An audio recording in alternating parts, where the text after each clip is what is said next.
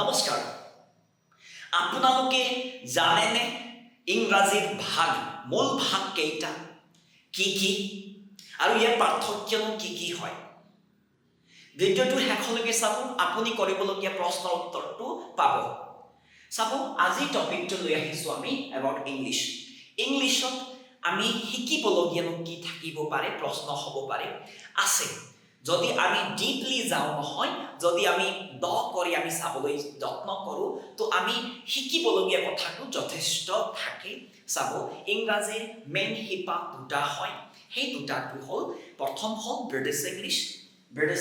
ইয়াত ধুনীয়াকৈ লিখা হৈছে তাৰপিছত নৰ্থ আমেৰিকান ইংলিছ এই শব্দটো আমি আমেৰিকান ইংলিছো বুলি কওঁ আমি আৰু এই শব্দ এই ধৰণে লিখা হোৱা কাৰণটো হ'ল যে আমাৰ কি হৈছে বিশেষকৈ ডিকচনেৰী ভাষাত এই ধৰণে লিখা হয় গতিকেলৈ আপোনাৰ নৰ্থ আমেৰিকান ইংলিছ হিচাপত আমি কৈছোঁ দেই এতিয়া চাব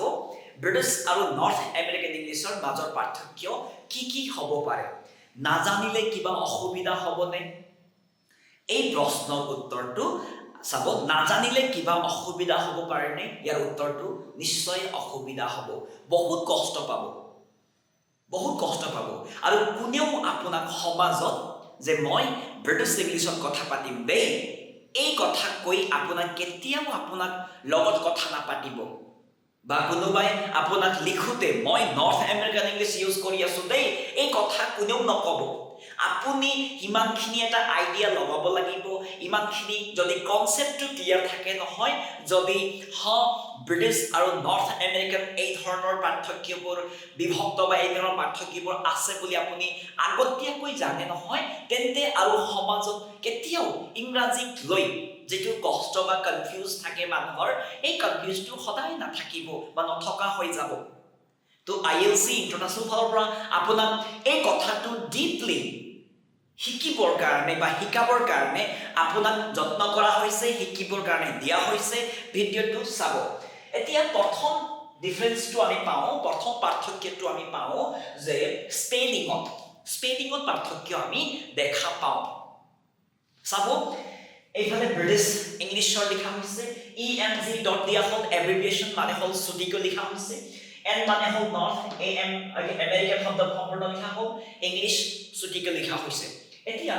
British English North American English এতিয়া এটা কথা মনত হ'ব ব্ৰিটিছ ইংলিছৰ স্পেলিংবোৰ নৰ্থ আমেৰিকানত শুদ্ধ নহয় আৰু নৰ্থ আমেৰিকানৰ ইংলিছৰ শব্দবোৰ ব্ৰিটিছত আকৌ শুদ্ধ নহয় মনত হ'ব কিন্তু আমাৰ বিশেষকৈ ইণ্ডিয়াত যিটো ইংৰাজী চলে অলপ মিক্স চলে গতিকেলৈ যোনে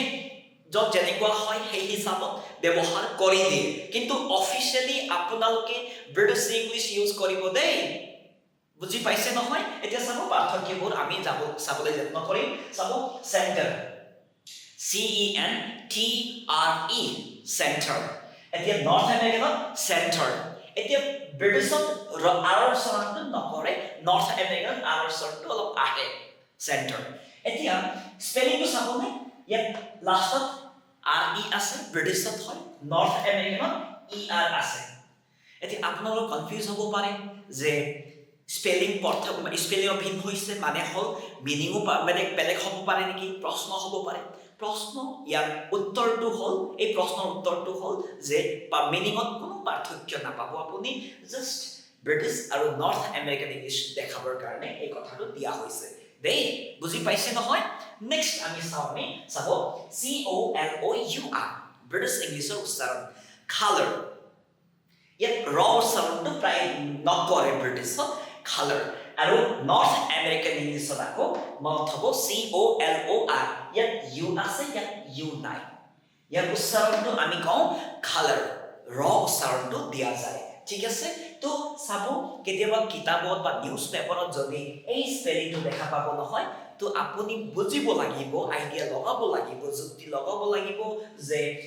যিটো লিখা হৈছে পেৰাগ্ৰাফটো সেইটো ব্ৰিটিছ ইংলিছ ব্যৱহাৰ কৰা হৈছে যদি এই স্পেলিংটো পাব আপুনি COLORU নথকা মানে হ'ল যোনে লিখিছে লিখোতাই নৰ্থ আমেৰিকান ইংলিছৰ ব্যৱহাৰ কৰিছে বুলি আপুনি এই কথাষাৰ আইডিয়া লগাব লাগিব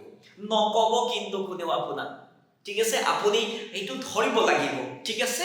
মানে এখন মিলাব লাগিব কাৰণ হল শিকিলেহে মিলাব পাৰিব কনসেপ্টটো ক্লিয়াৰ হলে আপুনি মিলাব পাৰিব ধুনীয়াকৈ বুজিব পাৰিব অসুবিধা নহব ঠিক তেনেকৈ এতিয়া ভাৰ্ব লিষ্টত v1 v2 v3 ভাৰ্ব লিষ্টত প্ৰেজেন্ট পাষ্ট পাৰ্টিচিপলৰ ভাৰ্ব লিষ্টত চাব ব্ৰিটিছ আৰু নৰ্থ আমেৰিকাত মানে পাৰ্থক্য দেখা যায় যেনেকৈ গেট শব্দৰ gate v2 got v3 got এই v3 got মানে হল ব্ৰিটিছ ইংলিছ হিচাপত আহে আৰু নৰ্থ আমেৰিকান ইংলিছ হিচাপত v1 get v2 got v3 gotten এতিয়া চাব কেতিয়াবা আপুনি চাব গটেন শব্দও পায় কেতিয়াবা আকৌ গট শব্দও পায় তো ইয়াত স্পেলিংৰ ইফালে সিফালে হৈছে মানে হল পৰিৱৰ্তন আহিছে মানে আপুনি ভুল বুলি নধৰিব কাৰণ হল ব্ৰিটিছ আৰু নৰ্থ আমেৰিকান ইংলিছৰ মাজৰ পাৰ্থক্য দেখাবৰ কাৰণে সব শব্দ নহয় প্ৰায়বোৰ বা পাই আমি মানে কি হয় পাওঁ আমি তেনেকৈ স্পেলিংৰ পৰিৱৰ্তন পাওঁ যদি স্পেলিংৰ পৰিৱৰ্তন নহয় তো প্ৰনাউন্সিয়েচনৰ পৰিৱৰ্তন দেখা যায় ঠিক আছে আৰু কিছুমানত আকৌ কি হয় ন একেই প্ৰনাউন্সিয়েচন দিয়া যায় ঠিক আছে নেক্সট সেই হিচাপত নেক্সট শব্দ আমি পালো পেট্ৰল আমি যেতিয়া গাড়ী চলাবলৈ কাৰণে ঠিক আছে বাইক চলাবৰ কাৰণে আমাক কি লাগে তেল লাগে নহয় জানো এই তেলক ইংৰাজীত আমি কি বুলি কওঁ পেট্ৰল বুলি কওঁ নৰ্থ আমেৰিকানত আকৌ কি কোৱা হয় গেছ বুলি কোৱা হয় আমেৰিকান ইংলিছত গেছ বুলি কোৱা হয় ঠিক তেনেকৈ আমি চাহৰ লগত মানে চাহৰ সংগে কি পাওঁ আমি বিস্কিট পাওঁ আমি বিস্কুট পাইছিলো হয়নে বিস্কুট কৈ আহিছিলো গাঁৱলীয়া ভাষাত কিন্তু বিস্কুট কৈ নিদিব আজিৰ পৰা দেই কি ক'ব লাগিব বিস্কিট বুলি ক'ব লাগিব ব্ৰিটিছ ইংলিছত আৰু নৰ্থ আমেৰিকানত কুকি বুলি ক'ব লাগিব ঠিক আছে কুকি বুলি ক'ব লাগিব এতিয়া বিস্কিট আৰু কুকিৰ মাজত পাৰ্থক্য মনত হ'ব বস্তুৰ পৰিৱৰ্তন নহয় আকৌ একেই বস্তু ইয়াত কি হয় শব্দৰ পৰিৱৰ্তন হৈছে মানে হ'ল ব্ৰিটিছ বা নৰ্থ আমেৰিকান ইংলিছ হৈ আছে এই অৰ্থ হয় দেই নেক্সট পাৰ্থক্য আমি পাওঁ যেনেকৈ আমি বন্ধ দিনটো আমি কি বুলি কওঁ যদি কোনোবাই হলিডে ব্যৱহাৰ কৰি আছে মানে হল হলিডে শব্দ ব্যৱহাৰ কৰি আছে মানে হল যে ব্ৰিটিছ ইংলিছ ইউজ কৰি আছে বুলি অৰ্থ হয় যদি বন্ধ দিনত কোনোবাই যদি কয় যে ভেকেশন বুলি কয় তেন্তে আপুনি বুজিব লাগিব তেখেতে নৰ্থ আমেৰিকান ইংলিছ ব্যৱহাৰ কৰি আছে বুলি বুজি পাইছে নহয় এক নম্বৰ পাৰ্থক্য শব্দৰ স্পেলিংত নেক্সট উচ্চাৰণৰ পাৰ্থক্য আহে কিন্তু উচ্চাৰণত যেনেকৈ আমি কোভিডৰ সময়ত মাস্ক পিন্ধিছিলো নহয় মাস্ক শব্দ ব্ৰিটিছৰ হয় ব্ৰিটিছ ইংলিছৰ হয় নৰ্থ আমেৰিকানত মাস্ক বুলি কয় অলপ সাউন্ডটো প্ৰেছ কৰি দিয়ে মাস্ক বুলি কয় ঠিক আছে ঠিক তেনেকৈ যেনেকৈ আজি গোটেই দিনৰ ৰুটিনটো আপোনাৰ কি হয় ৰুটিনৰ কাৰণে আমাৰ শব্দ ইংৰাজীত আহে হেতু ব্ৰিটিছ ইংলিছ হিচাপত শিডিউল বুলি কোৱা আমি আজি আপোনাৰ শিডিউলটো কি হয় নৰ্থ আমেৰিকানত আকৌ আমি কি কওঁ স্কেডিউল বুলি কোৱা হয় এই কথাটো মনত হ'ব প্ৰনাউন্সিয়েচনটো অলপ পৰিৱৰ্তন দেখা যায় আৰু স্পেলিংটো অলপ পৰিৱৰ্তন দেখা যায় দেই কনফিউজ হ'বলৈ নাই আৰু ভৱিষ্যতে কেতিয়াও ইংৰাজীত লৈ আপোনালোকে অসুবিধা নাপাওক তাৰ প্ৰতি লক্ষ্য ৰাখি IELTS ইন্টাৰনেশ্যনেলে আপোনাৰ বাবে এই ভিডিঅটো যুগুতাইছে ঠিক আছে নেক্সট 2 নম্বৰ পইণ্টটো আমি পালো যে ব্ৰিটিছ ইংলিছ আৰু নৰ্থ আমেৰিকান ইংলিছৰ মাজৰ পাৰ্থক্য আমি 2 নম্বৰ অলপ গ্ৰামাটিক্যালি ডিফাৰেন্স পাওঁ আমি হি হিচাপত চাব ব্ৰিটিছ ইংলিছ চমুকৈ এই ধৰণে লিখা হয় BR টু স্মল হ'ব লাগিব B কেপিটেল ব্ৰিটিছ ই মানে হ'ল ইংলিছ নৰ্থ আমেৰিকান ইংলিছটো লিখোতে N capital A capital M small আৰু E কেপিটেল হ'ব লাগিব ঠিক আছে চাব প্ৰথম সেন্টেন্সটো ব্ৰিটিছ ইংলিছ ফালৰ পৰা চাব দেই have you got a car British English হিচাপৰ এই বাক্যটো ঠিক আছে ঠিক তেনেকৈ নৰ্থ আমেৰিকানত আকৌ কি কয় এই বাক্যটো এই অৰ্থ কৰিবৰ কাৰণে নৰ্থ আমেৰিকান ইংলিছত আকৌ সিম্পল প্ৰেজেন্ট টেন্সৰ ব্যৱহাৰ কৰে চাব do you have a car